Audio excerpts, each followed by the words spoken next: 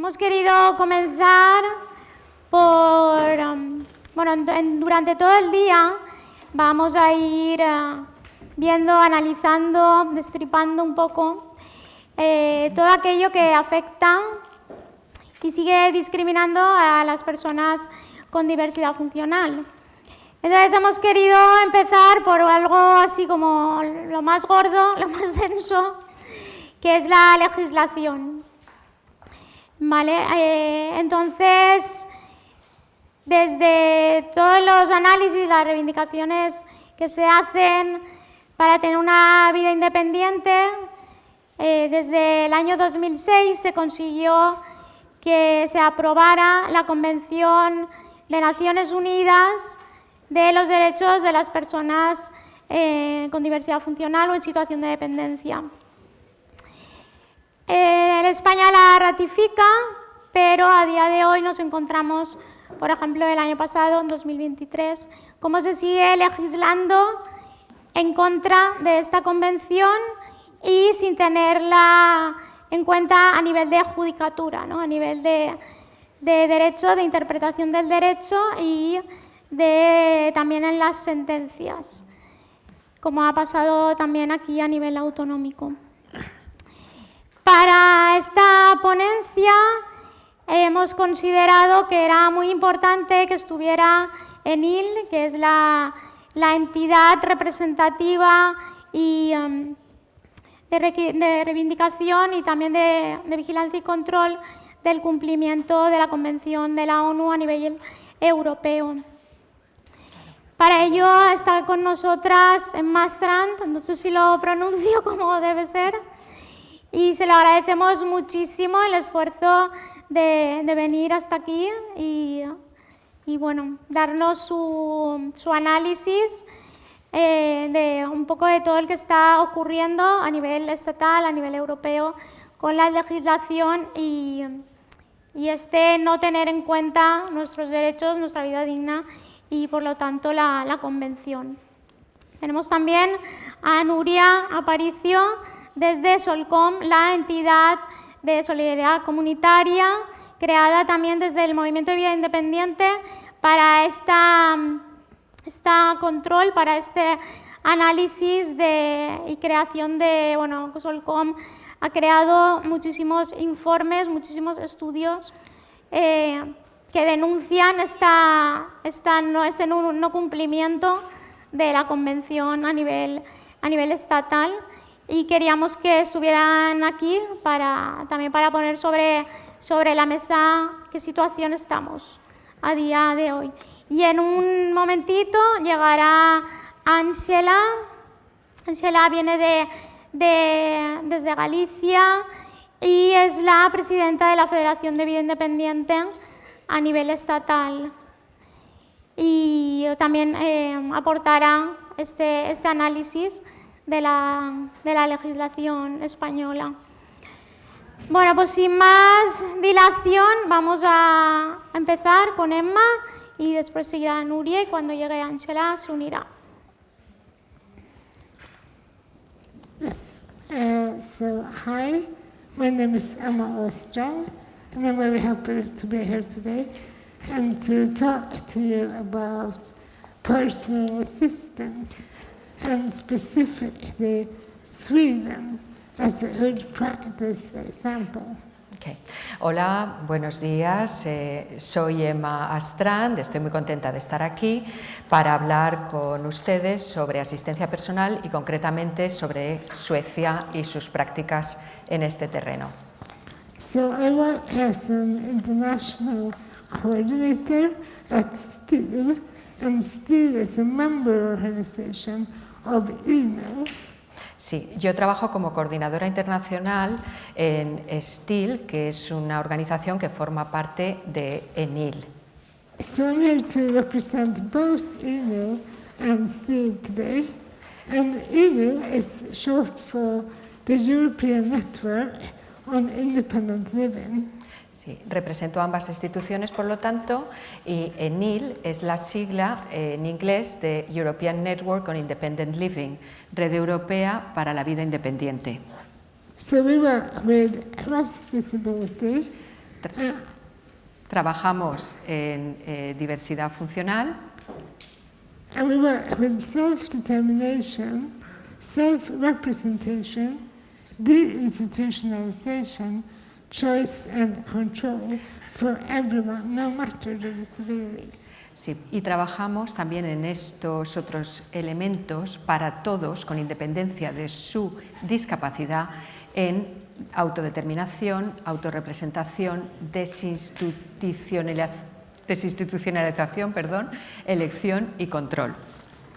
So when it comes down to it, it all has to do with access to society. And you get that through many different layers, such as social services, personal assistance, of course, freedom of movement, technical aids and availability to those, education, occupation, being able to create a family, etc. Sí, y en ese sentido trabajamos en el acceso a la sociedad, que tiene que ver con todas estas áreas, los servicios sociales, la asistencia personal, por supuesto, la libertad de movimiento, los accesorios técnicos o dispositivos técnicos, sean los que sean, la educación y otras cuestiones como, por ejemplo, la vida familiar o tener una familia. STIL, on the other hand, stands for the founders of independent living in Sweden.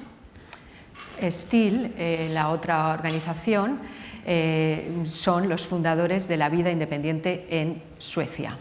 And as I already mentioned, we are a member organization of ENIL. Somos, como he dicho, una organización miembro de ENIL. And we were actually the founders of personal assistance in Sweden. So 10 years before the legislation was made, in 1994, we founded the idea that personal assistance should be a service provided by the state and the municipalities already in 1984. Ya en 1994 fue STIL, los fundadores de la asistencia personal en Suecia, quien desarrolló esa idea, ¿no?, y el derecho a la vida independiente antes de la legislación, en 1984, que supone 10 años antes a la legislación del 94. So since 84, STIL has been a cooperative as well as a personal assistance provider, which means that all members of STIL are also supervisors of their own personal assistance by STIL. STIL, por tanto, se dedica a asegurar el derecho a la asistencia personal y a coordinarlo. STIL es una cooperativa desde 1984. And in order to talk about personal assistance, we first need to know what we mean when we talk about this service. Para hablar de asistencia personal, primero tenemos que saber qué queremos decir con ese término, ¿no?, con asistencia personal. So I will make a short definition what we mean in Sweden when we talk about this. Por tanto, voy a hacer una breve definición de ello cuando nos referimos a este concepto en Suecia. At STIL and at ENIL, we say that you don't have personal assistance unless you can tick 5 boxes.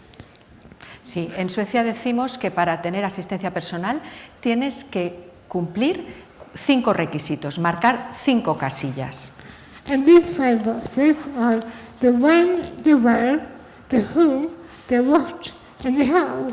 Y esas 5 casillas tienen que ver con estos pronombres: cuándo, dónde, por quién, qué y cómo.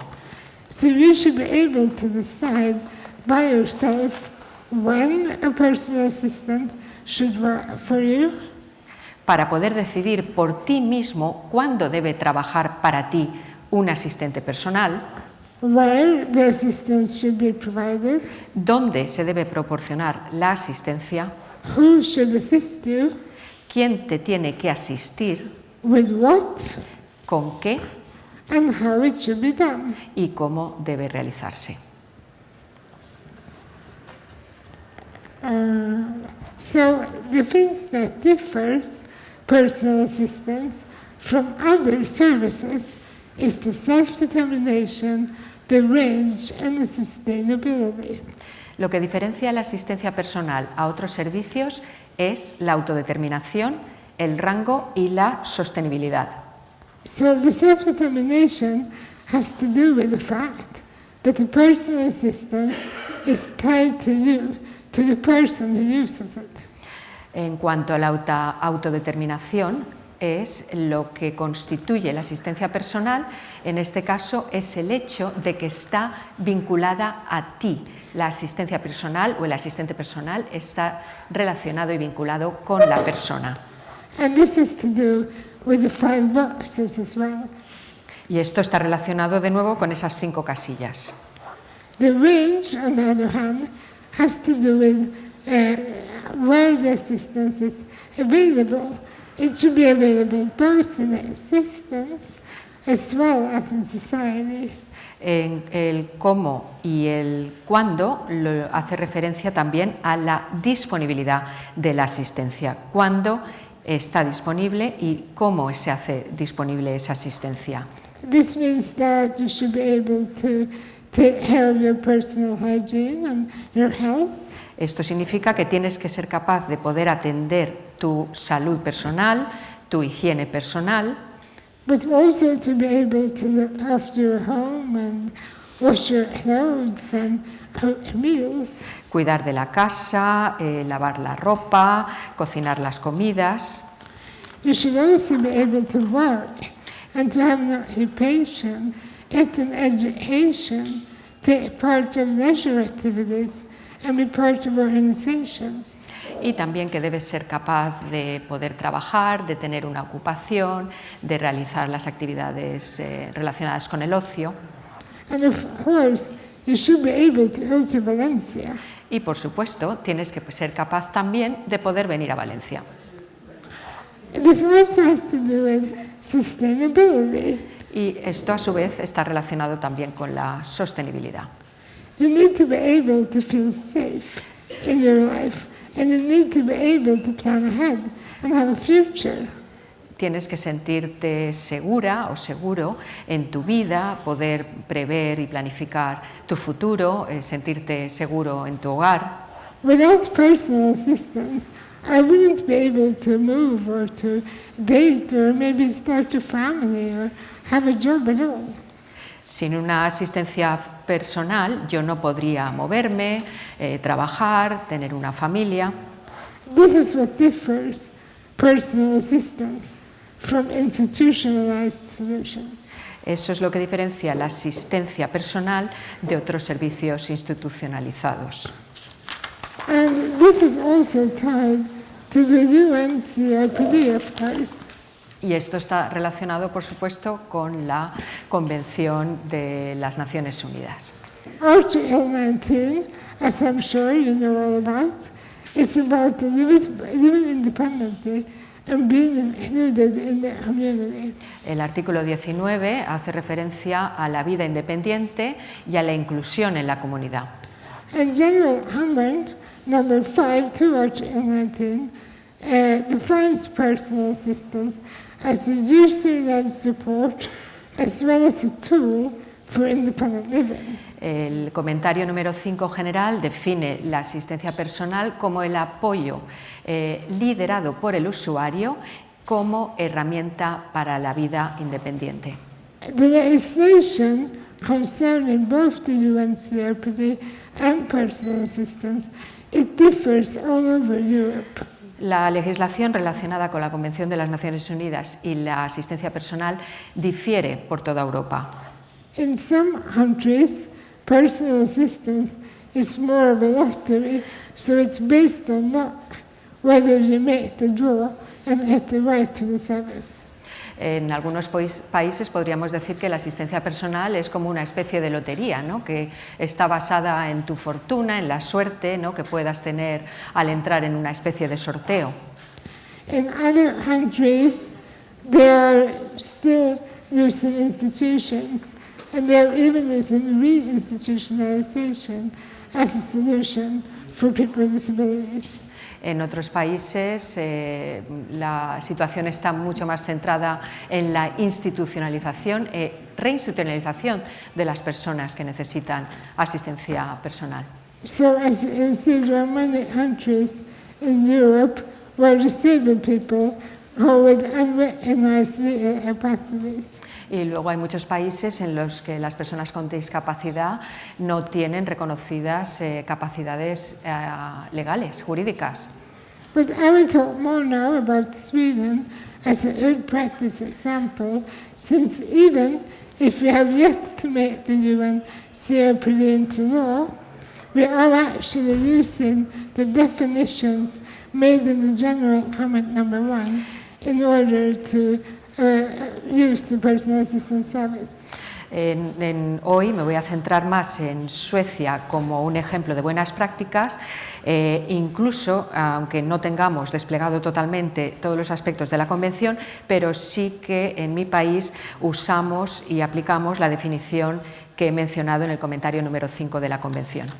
So when Ino and Steve talk about personal assistance, we usually talk about these 4 different parts of personal assistance. En ese sentido, hablamos de 4 partes diferenciadas de la asistencia personal. The first part is that funding for personal assistance must be provided on the basis of personalized criteria and take into account human rights standards for decent employment. En el comentario número 5 de la Convención se habla de la necesaria financiación para la asistencia personal que debe proveerse sobre la base de criterios personalizados y teniendo en cuenta los derechos, los niveles y estándares de derechos humanos necesarios para un empleo digno. And secondly, the service must be controlled by the person with a disability, meaning that he or she can either contract the service from a variety of providers or act as an employer. El servicio de la asistencia personal debe ser controlado por el usuario con discapacidad, lo que quiere decir que podrá o bien contratar el servicio de toda una serie de proveedores o él o ella misma actuar como empleador.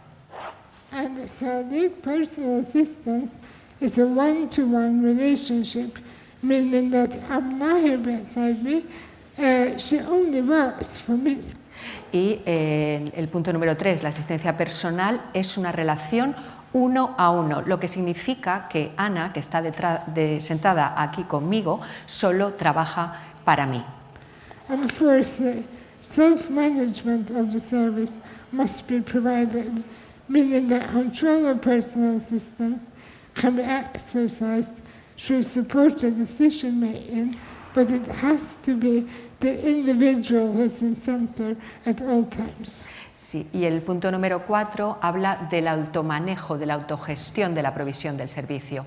El control de la asistencia personal lo puede ejercer a través de una toma de decisiones apoyada, pero siempre basada y centrada en el individuo, en el usuario, esa toma de decisiones.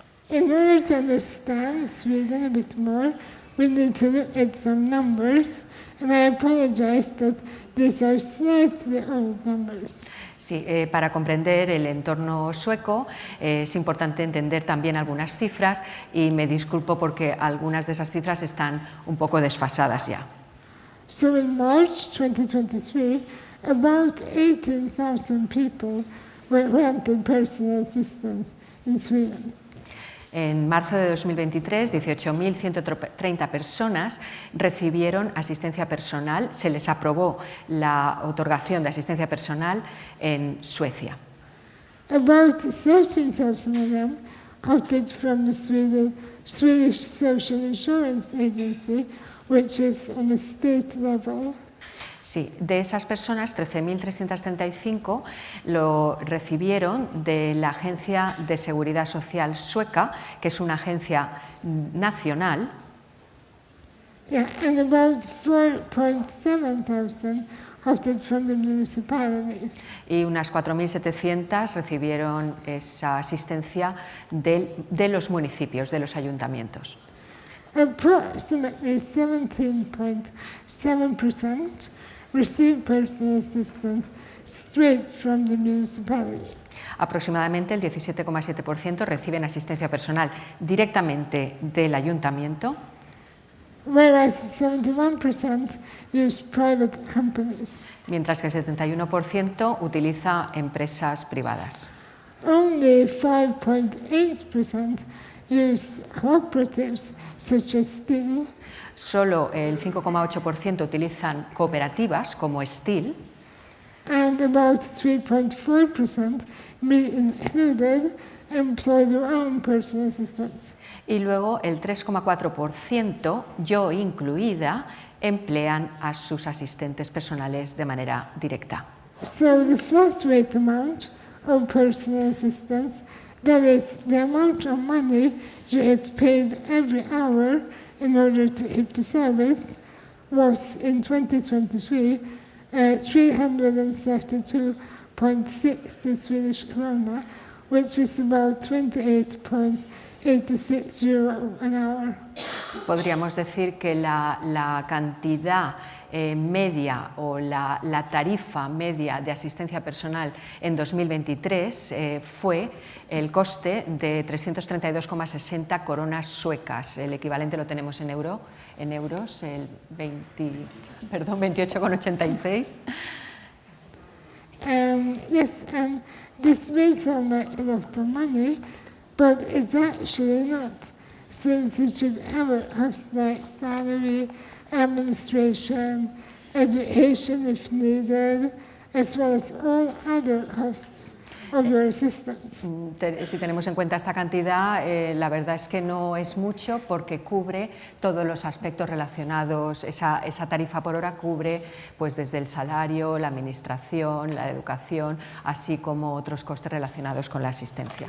It should also have leisure activities where you bring your assistance, such as tickets to the cinema, maybe a concert, maybe if you're on vacation. Y también podemos incluir, por ejemplo, las actividades de ocio, ir al cine, ir a un concierto, poder ir de vacaciones. And here are some frequently asked questions about personal assistance that I usually get. Aquí tenemos algunas preguntas frecuentes relacionadas con la asistencia personal que me plantean con frecuencia. Personal assistance, in order to be according to the independent living movement, it has to be taught up by the supervisor, that is the user. Vale, la asistencia personal como servicio tiene que ser una materia de formación, pero tiene que ser enseñada por el supervisor. No se necesita de una enseñanza reglamentada o estatutaria. At INE and at STIL, we are very severe with the fact that there should be no formal training at all. Y de hecho en STIL y en ENIL nosotros somos muy de la opinión de que esta asistencia no tiene que estar sujeta a la enseñanza reglada o formal. This is due to the fact that formal training goes hand in hand with the medical model, which is something that we oppose. Y la razón de ello es que la enseñanza reglada, la educación formal, va muy de la mano del modelo médico y esto es algo a lo que nos oponemos de manera muy fuerte. And I mean, this is not the way to say that we're against education. Some people may, of course, need their assistants to be educated in both their lives and their medical aids. No queremos decir con ello que denostemos el modelo médico o la enseñanza estatutaria o formal, porque sí que hay personas que tienen que tener asistentes más formados en cuestiones médicas o de medicación. But this is why we have the direct payment model with the flat rate amount. Pero por eso tenemos el modelo que he mostrado antes basado en una tarifa plana, una tarifa por hora en la que los usos son lo que ha explicado. So it's always up to the user. Es decir, siempre depende de la elección del usuario. La asistencia depende de lo que elija el usuario. This also means that you can both offer your assistance education in, for example, your breathing device, but also in how to do your makeup. Lo que significa que eres tú quien puedes decidir si quieres pagar un cursillo o hacer que tu asistente haga una formación, por ejemplo, para controlar el dispositivo de respiración o incluso si quieres que haga un curso de maquillaje, ¿no? And this is super important, since personal assistance should be tied to the user, so there is no way one assistant can fit every user. Y esto es muy importante porque recordemos que el asistente o la asistenta están vinculados al usuario, no es un modelo para todos, no todos sirven para todos los usuarios. I already mentioned the direct payment model, and this is the same whether you use the municipality or you have assistance on the state level. El modelo que he descrito de pago directo y de tarifa plana es de aplicación con independencia de dónde proceda, si te lo da el ayuntamiento o si es un servicio nacional. So it's always up to the user whether to recruit your assistance yourself or to bring in a third party, such as the municipality or a provider or a house supervisor. Sí, o sea que siempre dependerá del usuario la posibilidad de seleccionar él o ella misma al asistente o recurrir a un tercero que haga esa selección. And as you can see, this all has to do with self-determination. La asistencia personal tiene que ver en este caso con la autodeterminación. So the self-determination is all about the right to represent yourself in your own life, to be able to decide who you are and how you want to live. La autodeterminación es el derecho a representarte a ti mismo en tu propia vida, ser capaz de decidir quién eres y cómo quieres vivir tu vida. It's also about the right to decide what, how, where, when, and by whom the personal assistance is provided. The 5 boxes we talked about earlier, that makes it sure it's really self-determined. Sí, y también tiene que ver con el derecho a decidir qué, cómo, dónde, cuándo y quién presta la asistencia personal, las 5 casillas que mencionamos antes. And this is what makes independent living possible. Y esto es lo que hace la vida independiente posible. So it enables control and continuity in everyday life, and it guarantees you the integrity that you are entitled to. De manera que posibilita el control y la continuidad en la vida diaria y garantiza la integridad individual. Thank you so much. Muchas gracias. Thank you.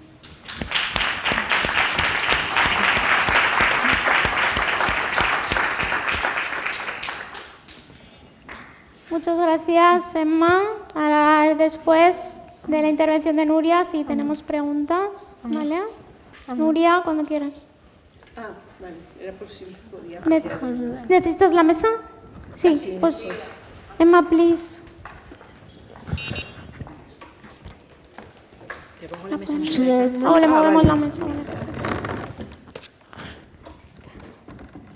Should I go off the stage?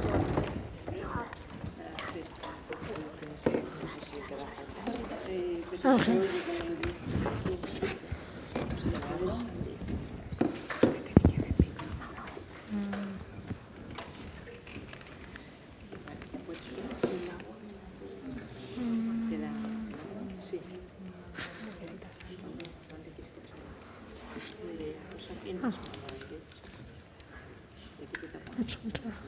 Sí, bueno. Anna. No sabía tiempo.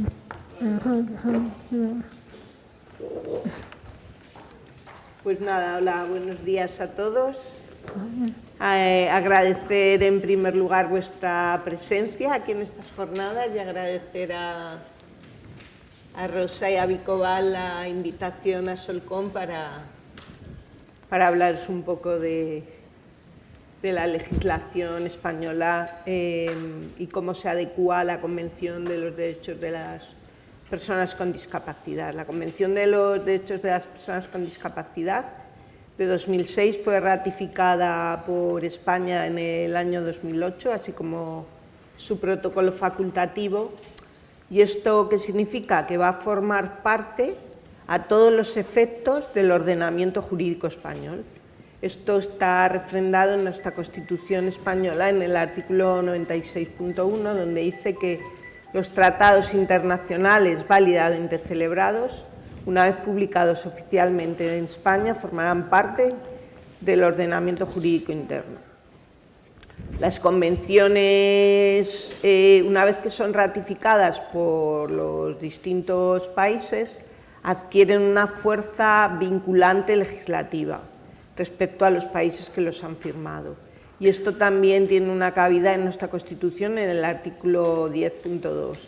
Por tanto, aquellas leyes vigentes en España que contradigan la Convención pues van a tener que modificarse a fin de interpretarse y ajustarse a aquello estipulado en las convenciones, consideradas estas como normas de rango superior. Esto es bastante importante. En España se realizó una adaptación legislativa a través de la Ley 26/2011 de todas las leyes españolas a la Convención. Sin embargo, pues dejó fuera totalmente a la Ley de Promoción de Autonomía Personal y Atención a la Dependencia, que es la que regula en España pues, el derecho a la vida independiente y la inclusión en la comunidad. Vamos a ver el grado de adecuación, como ya he comentado, los posibles puntos de fricción y algunas posibles mejoras, ¿no?, que se pudieran introducir en nuestra ley, en la ley, la PAD la voy a llamar a partir de ahora por no estar repitiendo. Quizá el primer punto de fricción que se puede observar es que en el modelo social está presente en la Convención desde su preámbulo. Así dice que donde se reconoce que la discapacidad es un concepto que evoluciona y que resulta de la interacción entre la persona y las barreras sociales debido a la actitud, al entorno que evitan su participación plena y efectiva en la sociedad en iguales condiciones que los demás. Asimismo, también aparece reflejado este modelo en el artículo 1. Pues, por tanto, una primera crítica que se puede hacer a la ley, a la LAPAD, es que radica totalmente la ausencia, ¿no?, del modelo social, como vamos a ir viendo a lo largo de su articulado, y principalmente ya desde un inicio en el concepto de la situación de dependencia, puesto que adopta un modelo centrado en las deficiencias o en las limitaciones de la persona y obviando totalmente las barreras sociales, ¿no?, que son las que en un momento van a agravar o incluso a generar esa situación de dependencia. Las barreras sociales, que pueden ser tanto físicas como actitudinales, como de tipo comunicacionales, etcétera. Esta situación de dependencia, además, ha de ser evaluada, como dice la Convención, desde las necesidades individuales de cada persona. Son los recursos y las medidas de promoción de autonomía personal las que deben de adaptarse a la persona, al individuo, y no al revés, ¿no?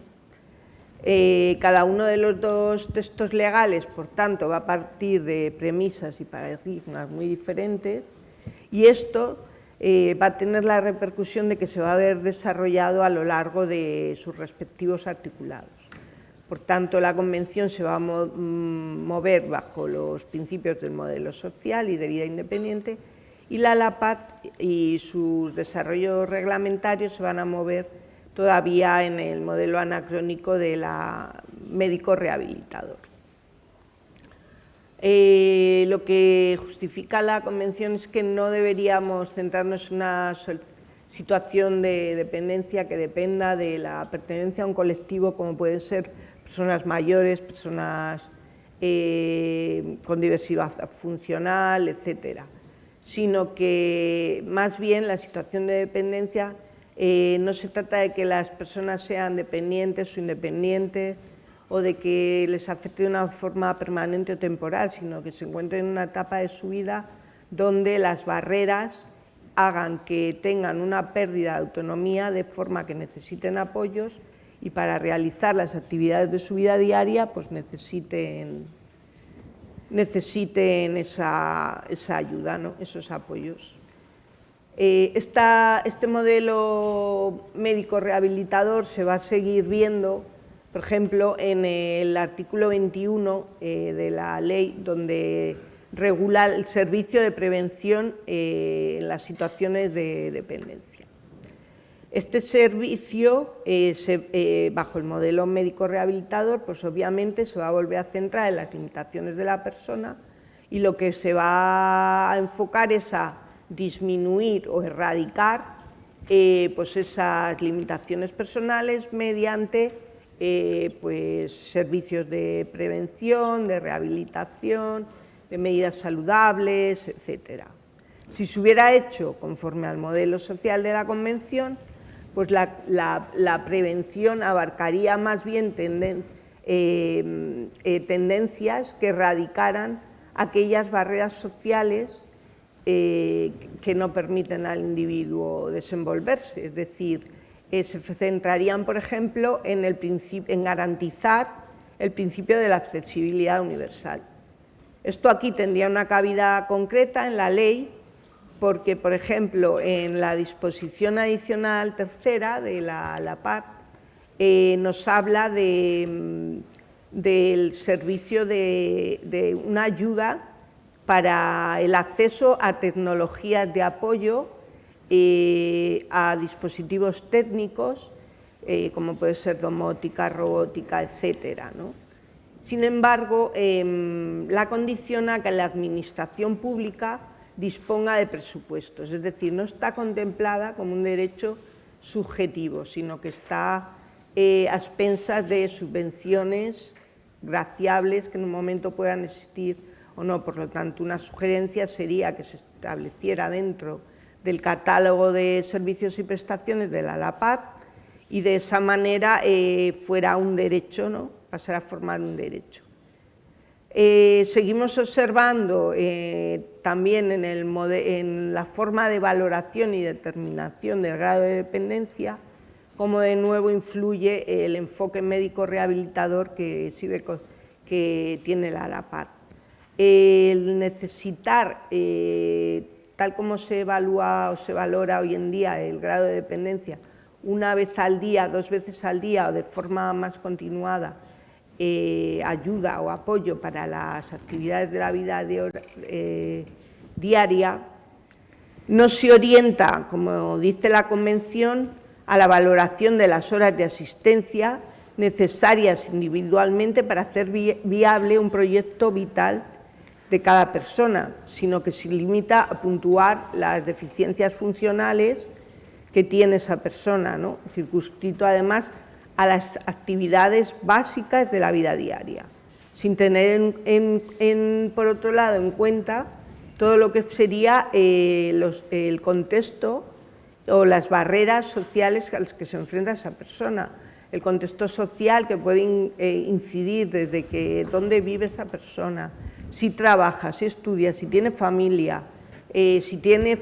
a su cargo, incluso en el caso de la mujer, si tiene más riesgo de sufrir todo tipo de violencia de género e incluso un mayor porcentaje de ser institucionalizada, ¿no? Todo ello debería tenerse en cuenta a la hora de hacer una valoración de grado. Pasando, el derecho a la promoción de la autonomía personal y el derecho a la vida independiente y a ser incluido en la comunidad viene regulado en el artículo 9 de la Convención, ¿no? Como ya se ha dicho. Para la Convención es un artículo crucial y el propio Comité de los Derechos Humanos en la observación general número 5 así lo dice, ¿no? Dice que el núcleo esencial de este derecho es que la persona puede elegir, como ya ha comentado mi compañera, que la persona puede elegir dónde, cómo, con quién vivir y pueda diseñar sus rutinas, su modo y estilo de vida, tanto en una esfera privada como pública, tanto en lo cotidiano como a largo plazo. Es decir, se hace fundamental en este derecho el preservar la libertad de elección, así como la capacidad del control en la toma de las propias decisiones que afecten a nuestra vida, ¿no? En un sentido amplio. Nuestra ley contempla varios puntos en los que va a chocar con lo que dice el modelo social de la Convención. En un primer lugar, pues por la falta de adecuación de los modelos de apoyo para garantizar esta vida independiente. La Convención va a desarrollar una serie de servicios y prestaciones donde todos ellos van encaminados principalmente al cuidado y a la dependencia, ¿no? Y no son realmente promotores de la autonomía personal y la situación de la promoción de la autonomía personal. Con lo cual va a restringir muchísimo este derecho que hemos dicho que contempla la Convención de libertad de elección y de tal, porque una persona que obligatoriamente tiene que pasar al cuidado de sus familiares, pues no va a tener este derecho de elección. O una persona que no recibe horas suficientes de prestación de asistencia personal, igualmente si no tiene familia también puede acabar institucionalizada, ¿no? Entonces, la Convención que otorgaba este carácter fundamental a la asistencia personal, sin embargo, se va a ver restringido y visto como subsidiario en la LAPAD. Visto como subsidiario lo vamos a ver claramente porque en el artículo 15, donde se regulan los servicios que existen hoy en día para la prestación de la asistencia personal y otro tipo de servicios, como pueden ser el servicio residencial, el servicio de ayuda a domicilio, de centros de día y de noche, etcétera.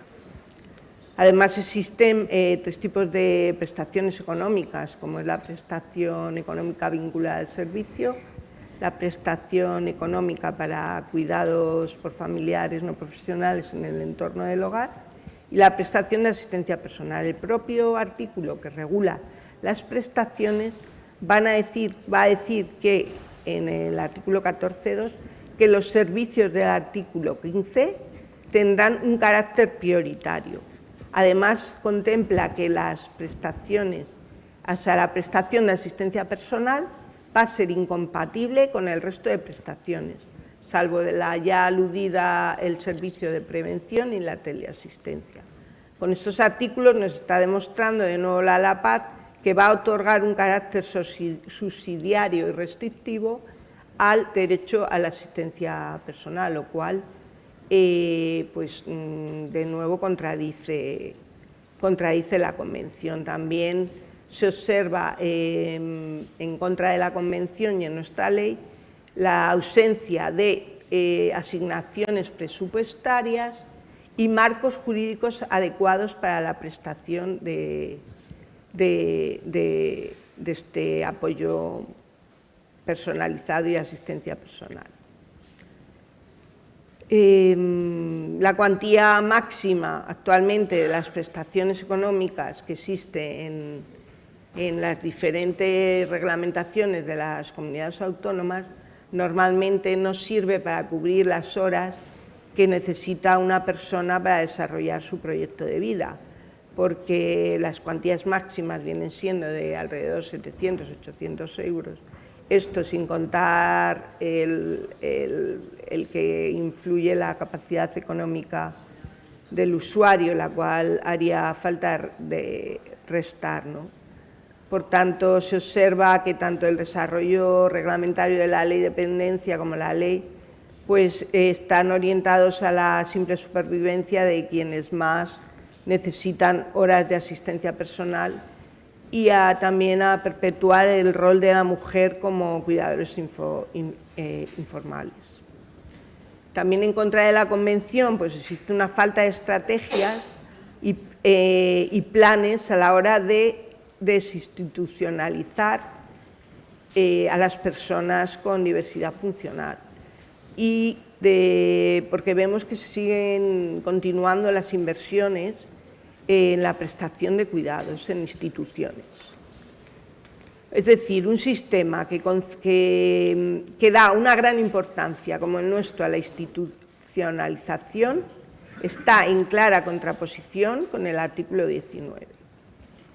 Porque este tipo de centros se van a delimitar en gran parte de la vida diaria de las personas con diversidad funcional y va a ser en detrimento de que ellos puedan decidir, ¿no? De poder tomar decisiones respecto a su vida.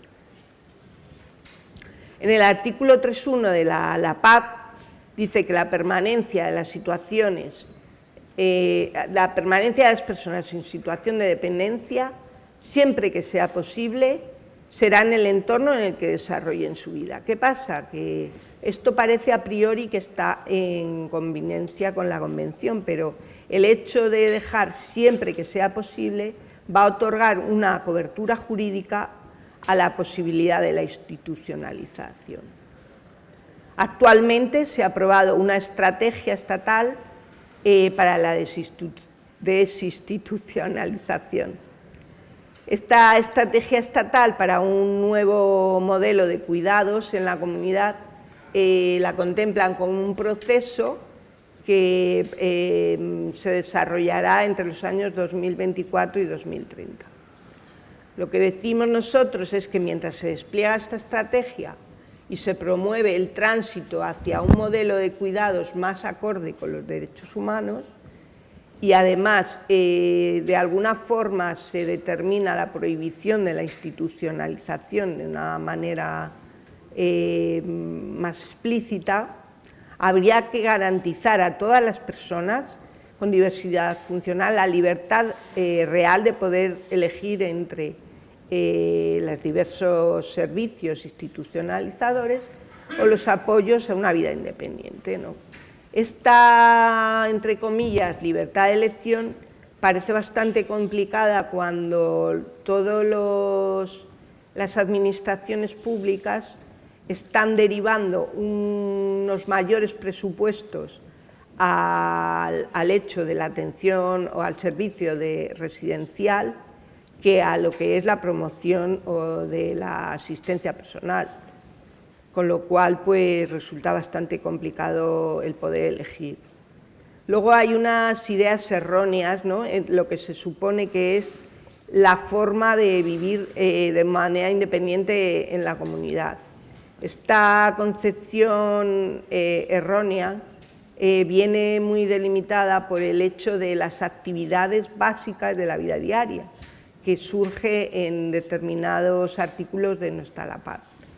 Esta concepción que está determinada en el artículo 3 es muy estricta y da una idea muy equivocada de lo que supone vivir de una manera independiente, porque se limita a aquellas tareas más elementales de la persona y que se permiten desenvolvernos con un mínimo de autonomía personal e independencia, ¿no?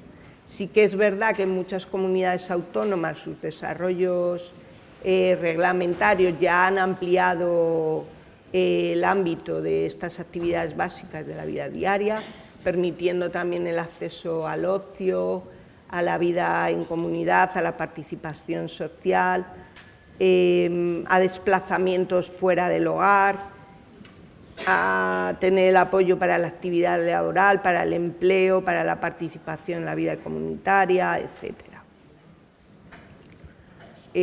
Tal como hemos hablado, la asistencia personal se presenta entonces como la gran herramienta, ¿no?, para cumplir el derecho a la vida independiente y a su inclusión en la comunidad. Así, el Comité de Naciones Unidas, en su observación número 5, pues dice que hay una serie de características que distinguen este instrumento, es decir, la asistencia personal, de otro tipo de ayudas, ¿no? Es muy importante diferenciarlo. ¿Y en qué lo diferencia? Pues en que la cuantía de la financiación de la asistencia personal debe estar basada en criterios que tengan en cuenta las necesidades individuales y las circunstancias vitales de cada persona. Es decir, esto es lo que dice la Convención. Sin embargo, la PAD, a la hora de establecer esta cuantía de financiación, va a tener en cuenta la capacidad económica de la persona. Es decir, nuestra legislación ha establecido un sistema de copago que depende tanto del tipo y coste del servicio como de la capacidad económica del beneficiario. Esta fórmula para cuantificar el importe de la prestación no está de acuerdo con la Convención, porque de nuevo solo va a tener en cuenta las deficiencias de la persona, pero no sus necesidades individuales, y el indicador que podría haber sido más personalizado en cuanto a estas necesidades individuales, como es la capacidad económica de la persona, pues de nuevo vemos que simplemente se limita a ver de forma individual cuál es esa capacidad económica, sin tener en cuenta que el hecho o sea, no valora los gastos que las personas con diversidad funcional tenemos añadidos el hecho de lo que es vivir con esa diversidad funcional, ¿no?, en un medio totalmente discriminatorio. La prestación de la asistencia personal, así como las ayudas o la asistencia tecnológica, deberían estar exentas de copago, porque deberían ser servicios completamente financiados por la Administración pública, ya que se tratan de apoyos sociales que lo que van a contribuir es a situar a las personas que tenemos una diversidad funcional al mismo nivel que el resto de los ciudadanos, ¿no? Sí que debemos de contribuir todos, incluso las personas, o sea, nosotros también, las personas con diversidad funcional, en la financiación de esta prestación, pero con nuestros impuestos. No por el hecho de que por tener una diversidad funcional y queramos ejercer un derecho, tengamos que pagar por ello. Además, esto va en contra del principio de igualdad de oportunidades y asimismo también iría en contra del principio de movilidad social. Es decir, penaliza a aquellas personas que trabajan, porque van a estar en desigualdad de oportunidades con sus mismos compañeros de trabajo, ¿no? Como ya he dicho de nuevo, pues nosotros tenemos un agravio económico, ¿no?, que comporta vivir con una diversidad funcional. Por tanto, la prestación económica solo se compromete a contribuir en la contratación de unas horas, no de todas las horas necesarias, como dice la Convención, ¿no?, que necesitemos, pues, para poder desarrollar nuestro proyecto vital. Esto además también limita a nuestras familias, que tienen que renunciar de alguna manera involuntaria a su propio proyecto vital, ¿no?, al tener que prestarnos a nosotros nuestros apoyos. De forma que, pues, al final no tengamos garantizado a las personas con diversidad y con grandes necesidades de apoyo el que no acabemos derivados en situaciones de institucionalización no deseadas, desde luego. El control y la autogestión del servicio es muy importante también, y también se va a contradecir lo que dice la LAPAZ con la Convención, puesto que debe ser la persona con diversidad funcional la que decida cómo, quién y dónde y cuándo y de qué manera se presta el servicio, ¿no? En España, actualmente, una vez que se ha recibido la prestación unas para la asistencia personal. La persona puede contratar la asistencia personal o bien en el régimen general a través de empresas o entidades privadas que tienen que estar acreditadas, y la administración lo que va a hacer es transferir el importe de la cuantía a esta entidad, ¿no?, para que realice el servicio, o bien directamente a través de trabajadores que deben de estar dados de alta en el régimen estatal de trabajadores autónomos. También estas personas deben estar acreditadas. En el caso del pago directo, la administración es la que entrega directamente el importe al beneficiario, de manera que es este quien autogestiona su asistencia personal de manera individual. En la actualidad son casi inexistentes estas prestaciones de manera directa, debido a a que es muy difícil, ¿no?, que se dé esta situación, pues por todos los peros que el principio el económico, segundo que apenas hay operadores, o sea, es decir, personas que estén dadas de alta en la Seguridad Social como trabajadores autónomos, tengan una disponibilidad y flexibilidad horaria para trabajar como asistentes personales, aparte de que existe hoy en día las asignaciones, los salarios son bastante precarios y la figura como tal o el empleo es bastante precario y no está nada dignificada, ¿no?, la figura y el trabajo del asistente personal. A todo ello, pues el pago indirecto, que es la fórmula más usada, y sin embargo, pues no existen hoy en día mecanismos, bueno, en algunas comunidades autónomas quizá ya lo hayan regulado, pero en general no existen mecanismos para asegurar que estas entidades garanticen la autonomía de las personas con diversidad funcional a la hora de decidir cómo quiere que se ejecute ese servicio, ¿no?, y con el peligro que supone esto de que pierdan su capacidad de autogestionárselo. Por lo tanto, pues al final una sugerencia sería que en el propio articulado de la ley, para no ir en contra de lo que establece la Convención, simplemente pues, se diera opción al pago directo, eliminando el pago indirecto vinculado al servicio, lo cual sería, como he dicho, mucho más acorde con la propia Convención. Otro de los asuntos que está poniendo o que está restringiendo el poder acceder al pago directo por parte de la Administración y que cada uno nos lo podamos autogestionar, es el hecho de que en algunas comunidades autónomas ya se está exigiendo que los asistentes estén acreditados en una determinada formación que además no va nada en la línea con la filosofía de vida independiente, ni va en la línea de la Convención, ni va en la línea de toda la experiencia que hay acumulada ya en los distintos proyectos de asistencia personal y OBIs que hay hoy en día en España, ¿no? Entonces, además se ha publicado en el año 2023 una resolución en la que se establecen las condiciones de acceso a la asistencia personal y establece unos requisitos de cualificación. Es decir, que esta exige que una formación que será estar en posesión de una serie de titulaciones o certificaciones profesionales referidas al personal de atención directa de primer nivel.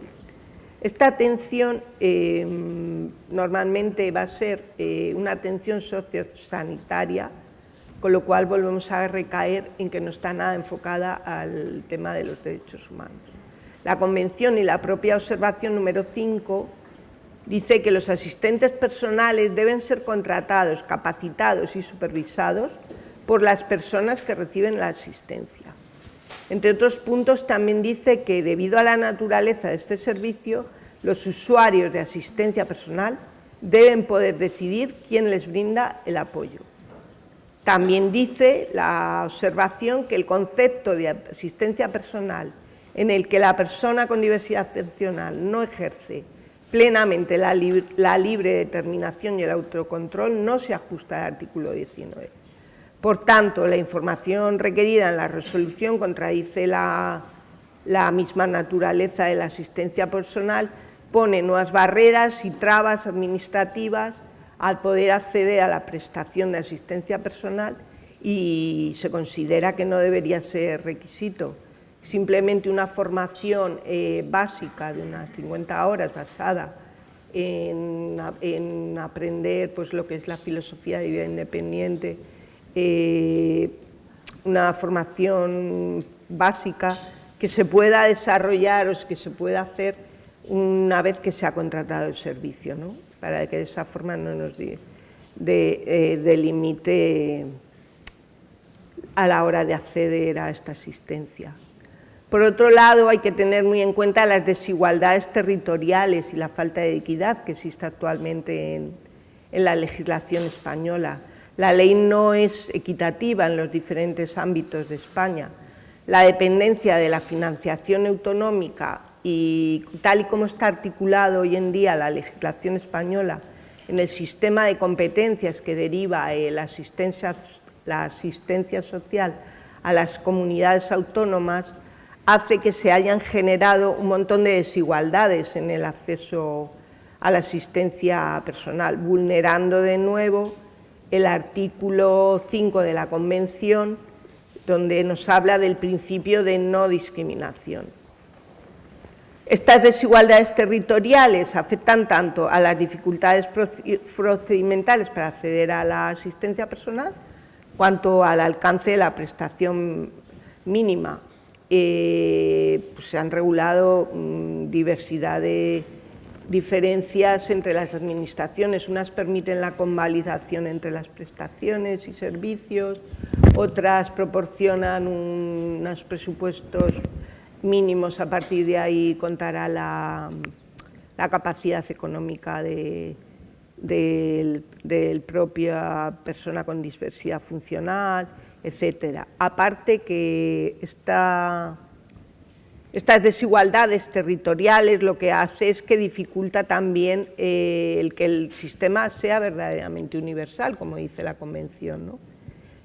Imposibilita la movilidad geográfica y social de los usuarios. Hay muchas comunidades que no han regulado el tema de la prestación de asistencia personal.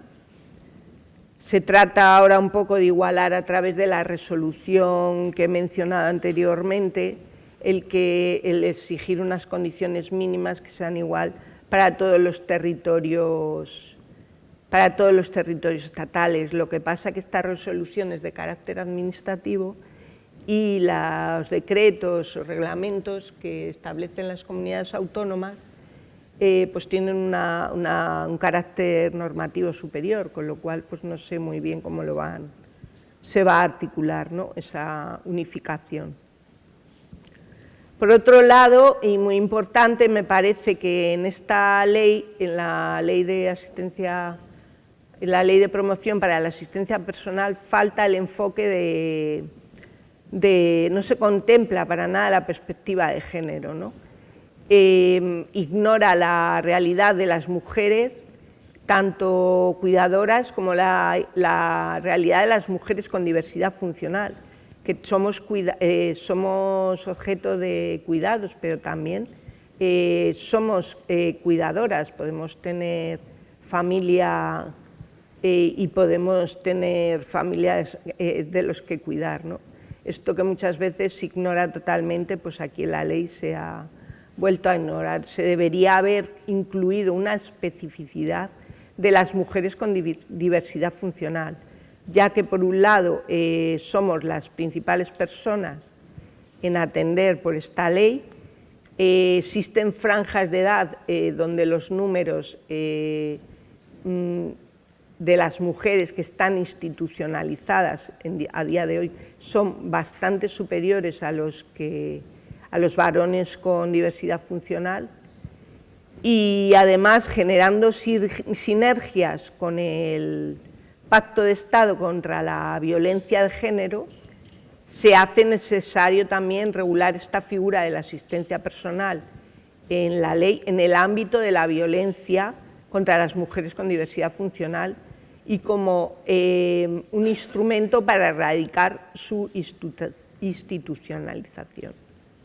No sé cómo voy de tiempo, pero... Sí, si puedes ir acabando y damos paso a las preguntas del público, así Muy bien. también. Pues aquí lo dejo. Vale. Vale.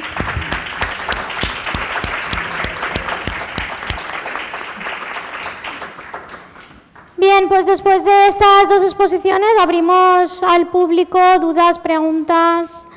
Bueno, como habéis visto, no vamos en horario, pero bueno, por temas de salud, Elena Proust no ha podido venir, entonces tenemos un poquito de margen ahí de tiempo, dado que su ponencia de la mañana no estará. Vale, pues abrimos paso, hay alguien con un micro por ahí. Si alguien quiere preguntar, Javi, micro por allí, por favor. ¿Se puede poner? Dime. ¿Se puede poner? Sí. ¿Preguntar? Comentar, poner. Sí, ahora podemos comentar. Hola, buenos días. Bueno, mi nombre es Carolina. Quería dar las gracias a las dos ponentes y a Emma por venir desde tan lejos. Yo tengo muchas preguntas para ella, ¿no? Para ver cómo se desarrolla allí la asistencia personal en base pues, a todo lo que ha explicado también Nuria. ¿Cuántas horas al día de media recibe cada persona y cómo se valoran o se establecen esas horas? ¿Se hace respecto a las necesidades personales? ¿Se tiene en cuenta el entorno y tal, como hemos estado comentando? ¿O se hacen también respecto al grado de discapacidad y dependencia? Bueno, también habéis dicho, quería saber si existen esas diferencias por regiones, como existen aquí también por comunidades, si de verdad se promociona la vida independiente o, como aquí se da prioridad muchas veces a la institucionalización y no se dan los recursos suficientes para la vida independiente. Si existe un convenio específico para los asistentes personales o existe una ley sobre vida independiente específica. ¿Y qué más tenía? Como ha dicho el tema de la formación, no existe realmente una formación reglada, o sea, no les exigen ningún tipo de certificado ni nada de eso a los asistentes personales. Gracias. Voy a traducir la pregunta para Emma. Si no te acuerdas, me di. Vale. Bueno, first of all, thank you very much, Emma, and thank you to the other speaker too. I would like to know some specific aspects about Sweden, for instance, who and how are the number of hours needed for the assisted person established? How are they agreed? On what basis? On the basis of needs, on the basis of the environment, or on the basis of the disability level of the person? That's one question. There are more. Okay, so please go ahead. Yes. So it all has to do with an assessment, and the assessment is based both on needs and on the type of disability. Sí, el número de horas se establece en base a una evaluación que tiene en cuenta las necesidades de la persona y el tipo de discapacidad que presenta. So the assessment is usually a very thorough interview as well as lots of doctor's appointments where you prove your disability. Sí, esa evaluación es muy completa, se basa en una entrevista exhaustiva y también en el input de los médicos. And then there are other questions which I would like to ask now. For the personal assistant, is there a specific labor agreement or convention that regulates their job? And there will be another one. Yes, assistants are usually under the municipal agreement, so it's the same agreement and the same union as many social workers, many caregivers, etc. Sí, en cuanto a la existencia de un convenio de que regule un poco a la profesión, dice que sí, que hay normativas municipales que son de aplicación, también los sindicatos, que son los mismos que tendrían, por ejemplo, las trabajadoras sociales y otros cuidadores. But since, just a note, since you're able to choose your personal assistance provider, you can, of course, use a provider which do not facilitate those agreements, but I would say that almost next to none do that. Ya, pero como tienes la potestad y la posibilidad de elegir personalmente al asistente, pues hay en ocasiones no necesariamente son personas que estén federadas o sindicadas, pero sí que es de aplicación el convenio que he mencionado. And there is a third question about training.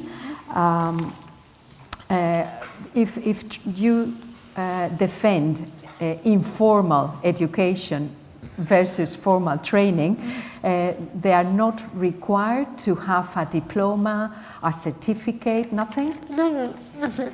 No es necesario que estas personas tengan un certificado o una capacitación, nada, contesta, en cuanto a la pregunta de formación. Sí, había más preguntas, Javi. Sí, hola, gracias. La verdad es que ya me ha hecho claro alguna de las que tenía. Es otra para Emma. Mucha de la gente que estamos aquí en la sala hemos escogido vivir con asistencia personal y sabemos que no solamente es la única decisión posible, sino que además puede llegar a ser como bastante bien, ¿no? Vivir así, pero también sabemos que hay veces que la cosa no funciona tan bien con la asistencia personal y se tienen problemas con el asistente personal. Se pueden intentar solucionar esos problemas de relación con el asistente personal, se pueden intentar solucionar esos problemas, pero si no se solucionan, a lo mejor lo que toca es despedir al asistente personal y quería preguntar cómo se gestiona, quién se hace cargo de ese despido en el sistema sueco. Gracias. Okay, one question about the Swedish system. Many of us choose to have a personal assistant, but there are other possibilities. It's our choice to have a personal assistant, and that's fine. Sometimes it works very well, but sometimes it doesn't go that well. If you know what I mean, you have problems with the person taking care, assisting you, you don't get on, you don't get along, and sometimes you have to fire that person, you have to make it redundant. How is that managed under the Swedish system if you get to that point of having to dismiss a personal assistant? Of course. Well, since it's up to the user, you and yourself choose who you want to have as a personal assistant. So, even you can, of course, choose someone and then you can re-choose. But one part of this choice is also to have the availability to say no. So you're, of course, allowed to fire people. Sí, en el sistema sueco hemos hablado de ese sistema en el que la potestad la tiene el usuario, ¿no? Tienes la posibilidad de elegir a esa persona, de seleccionarla y, por supuesto, se prevé también la posibilidad de que la tengas que despedir. And how that is done depends on who's your provider. So either maybe the provider will do it for you or you can do it by yourself. Y eso dependerá de la modalidad. Si has contratado a la persona directamente tú, la tendrás que despedir tú, y si es a través de un servicio, de un proveedor, pues será la empresa proveedora.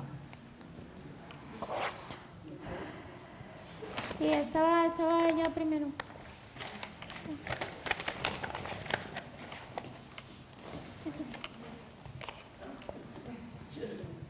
Hola, buenas. Agradecerles toda la asistencia y lo que nos están ayudando en todas nuestras necesidades. Yo tengo dos temas un poco. Primero, por ejemplo, los ayudantes, hay personas, bueno, me cuesta hablar, pero he tenido muchos años, mi hija falleció 51 años. La he tenido atendida yo y supongo que entre el padre o la madre no se pedirá el certificado que piden ahora para la asistente a domicilio, que tiene que tener el curso de adaptación. Eso no queda para los familiares, ¿no?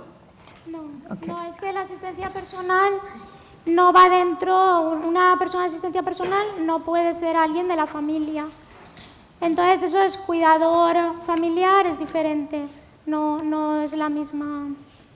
Bueno, pero de todas formas, creo que la nueva ley me parece muy bien que la asistencia tenga un grado de saber cómo. Pero, por favor, lo que sí pido es que se dé tiempo, porque hay gente que tienen a cuidadoras de mucho tiempo, que ya las conoce y de momento dice que no las pueden tener por no tener el curso. Pienso que eso se tiene que dar, pero un margen largo de tiempo. Porque si yo tengo una persona que me está cuidando, si yo tengo una persona que me está cuidando 10 años, 7 años, 5 años, y de momento no la puedo tener porque no tiene ese cursillo.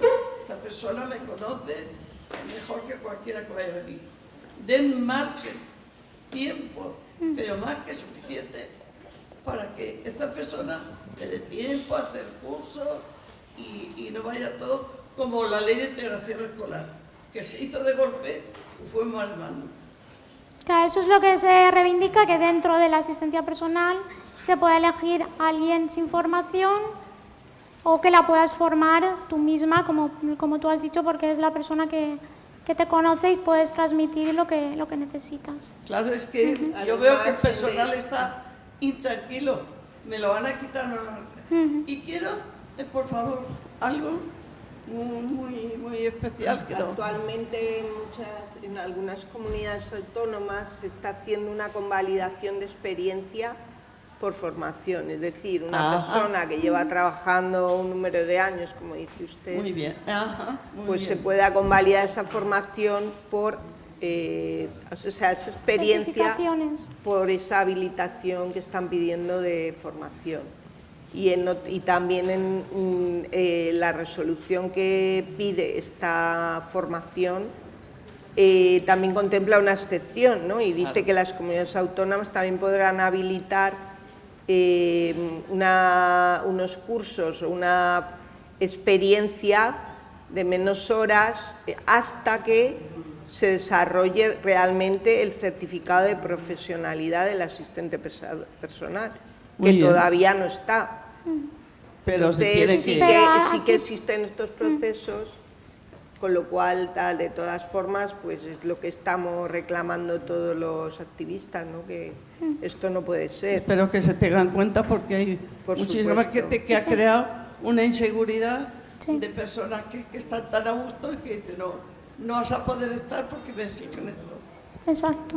Y otra cosa, un poco a lo mejor particular, o que buscas, si, por ejemplo, una madre o un padre deja su trabajo porque tiene que asistir, cuidar y atender a su hija o hijo por minusvalía, ¿qué pasa después? Yo, por ejemplo, a 51 años, dejé todo por asistencia a mi hija, porque mientras estuviera la madre yo me sentaba capacidad. Y después cuando pasa eso, ¿qué pasa? Porque yo, por lo menos por mi hija, aún recibía la orfandad, porque era huérfana de padre, y la ayuda por hijo a cargo. Acaba eso y el familiar como se queda sin nada. Y no ha podido ejercer su trabajo, ni nada. Eso es lo que yo siempre he tenido, que creo que se tenía que mirar bastante, pienso yo. Y no hay ningún tema que yo vea. Sí, hay existen... que- Bueno, Sí, no, contesta. ¿No? Sí, prefiero. Bueno, ahí se juntan muchas cosas, ¿no?, que vemos en la sociedad actual, de lo mal prevista y lo mal encarada que está, ¿no? porque ni una madre ni un padre deberían dejar su trabajo o su plan de vida también, ¿no? Podríamos decir, sino que lo que queremos, lo que exigimos es que esa asistencia personal pueda hacer que las familias, cada uno en su, o bien madre o padre, pueda tener una vida también más o menos elegida, y también la persona misma, ¿no? Con diversidad funcional, porque tampoco es sano y saludable tener a la madre o al padre al lado en todas las edades, ¿no? Claro, pero... Entonces ahí es un encajar el puzzle de todas las piezas, y sabemos también que no hay una mirada social hacia la asistencia personal en diversidades funcionales, por ejemplo, con grandes necesidades de apoyo, sin oralidad o sin una interacción cognitiva, entre comillas, normalizada, ¿no? Esa mirada aún no se ha desarrollado, y ahí es donde vemos sobre todo madres exigiendo esta parte, porque aparte de que sean 24 horas, es una relación muy íntima también, ¿no? Muy bien. Muchas gracias. Tenemos más preguntas. Vamos a seguir. Yo no lo planteo por mí porque ya soy muy mayor. Claro, pero usted ha que estado se tiene ahí. que tener Muchas gracias en por cuenta. venir. Muy Muchísimas en cuenta. gracias. Por supuesto. Claro que sí. Gracias, cariño. Mamen, sí. Bueno, mira, yo son dos preguntas muy concretas. A Emma, era preguntarle si en Suecia está contemplado cuando tú tienes asistente personal y te vas al cine y utilizas un vehículo público, pero aquí en España tú pagas el autobús de tu papel y pagas la entrada al cine, con lo cual eso también supone un sobrecargo para la persona con demencia funcional. Okay. Yeah, the question is, right, what happens in Sweden if you decide to go to the cinema, for instance, with Anna, with your personal assistant? You have to take the bus, you have to go to the movies, and you have to pay the bus, and you have to pay the film for her too. How in Spain? So, what's the case? If I go in Spain. That you have to pay in Spain. I have Spain. Yeah, I mean, either I pay for both Anna and me, and I get the money back from the state, since I have on a state level. So each month I do a budget and I plan ahead. And so if I want to go to the cinema, either I pay and I will get the money back, or I will have a budget already prepaid and a specific card if I don't have the money myself. So each expense that has to do with Anna will be covered by my personal assistant budget. Sí, en Suecia yo tengo un presupuesto de asistencia personal. Yo, por ejemplo, si quiero ir al cine, voy con Ana, voy en el coche, pago yo mi entrada y el desplazamiento y también los costes de Ana. En el sistema sueco, si la asignación es la que hemos visto, pero si por alguna razón la persona no puede cubrir todos los gastos de ese presupuesto que ella confecciona mensualmente, puede pasar los gastos. So this both have to do with the range of the disability, but also with the idea of you have to already have a bit of a plan ahead, since you have to have a budget. So you aren't maybe out to the cinema every day, but you go quite often. En cualquier caso, depende la ayuda, digamos, el dinero que perciben depende también del rango de la discapacidad y por supuesto no va al cine todos los días. And also, I mean, I have brought my assistants for vacation for top here for 2 weeks, so it's possible. And then, of course, I will tell that to my personal assistance provider, which in this case is myself, and I will pay me before I make the trip, so I don't have to, spend the expenses. Yeah, you pay before the trip, sorry? Yeah, so I paid before. Okay, Yeah. right. Por ejemplo, también el caso de las vacaciones, ¿no? Si ella se quiere tomar 2 semanas de vacaciones, también con su asistente personal lo habla con, en general se habla con el proveedor de servicio, en este caso es ella porque la contrata directamente y es todo también una provisión del coste y hacerlo de antemano. Ella se lo paga las vacaciones también antes a su asistente. Esto es la pregunta era si, por ejemplo, tú te haces la entrevista y tú le haces 20 horas de asistencia, ¿te cubre esas 20 horas o te dicen llegamos hasta 15 horas y el resto corre tu cuenta? Okay, Emma, you mentioned, your allowance, your funding is based on a thorough interview.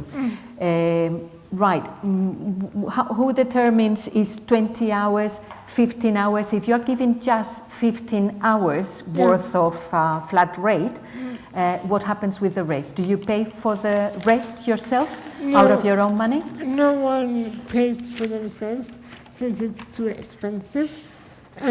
So if you only have 15 hours, then you have to plan a lot, since you only have 15 hours.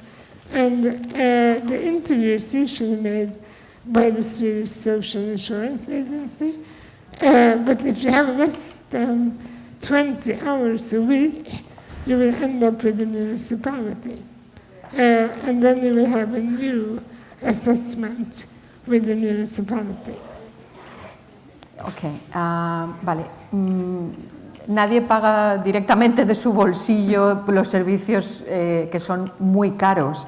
En cualquier caso, o sea, por ejemplo, si te planifican 15 horas o te dan 15 horas, tienes que planificar perfectamente cómo quieres cubrir tus necesidades en esa hora.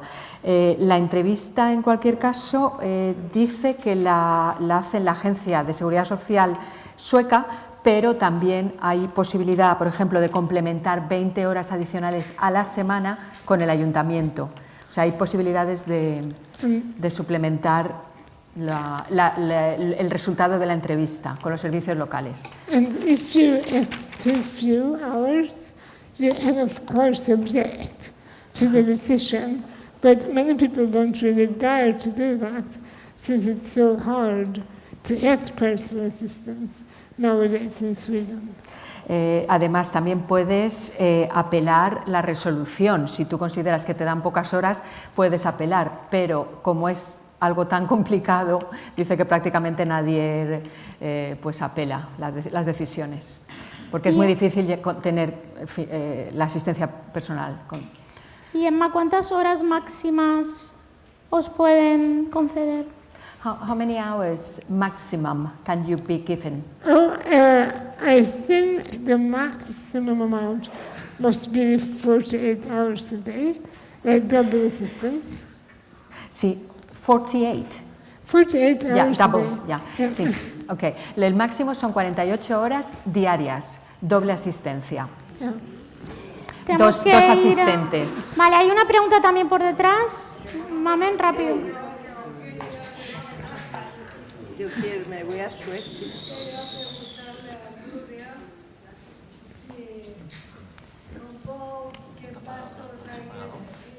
¿Está apagado el micro?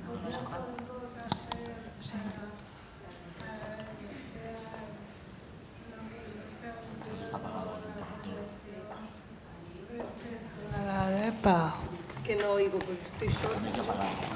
Está apagado. Que yo te quería preguntar qué pasos podemos dar o cómo lo podemos hacer para poner en manifiesto que la LEPA no está cumpliendo la convención. ¿Qué podemos hacer? ¿Cómo lo podemos denunciar o cómo lo podemos argumentar para que quede? Pues tenía aquí un apartado. La ley realmente ha pasado mucho tiempo desde que publicó. Entonces, digamos que un recurso contencioso administrativo ya no sería posible debido a que los plazos se han pasado.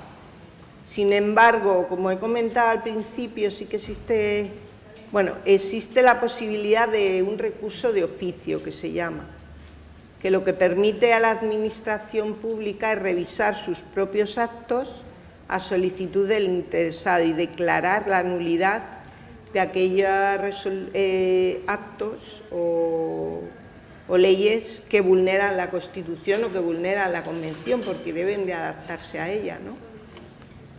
Entonces, al ser la Constitución y la Convención normas de rango superior y la ley tener que adaptarse a ella, sí que la Administración pública, haciendo un recurso de revisión, debería de revisar esa propia ley y derogar aquello que esté en contra de la propia Convención.